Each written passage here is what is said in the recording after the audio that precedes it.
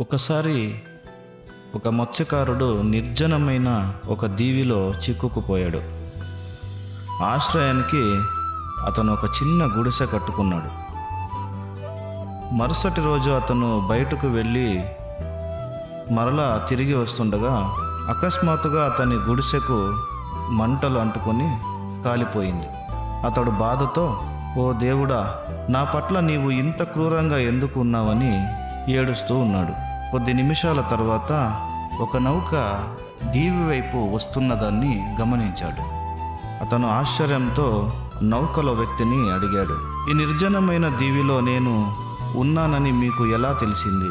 అందుకు ఆ వ్యక్తి, దీవిలో కనిపించిన పొగను చూసి అక్కడ ఎవరో సహాయం కావలసిన వారు ఉన్నారని మాకు అనిపించింది అని అన్నాడు. కొన్నిసార్లు విషయాలు మనం అనుకున్నట్టుగా జరగవు. అది దేవుడు ఇంకా మంచిదేదో రాబోతున్నదని మనకు చెప్పే విధానం.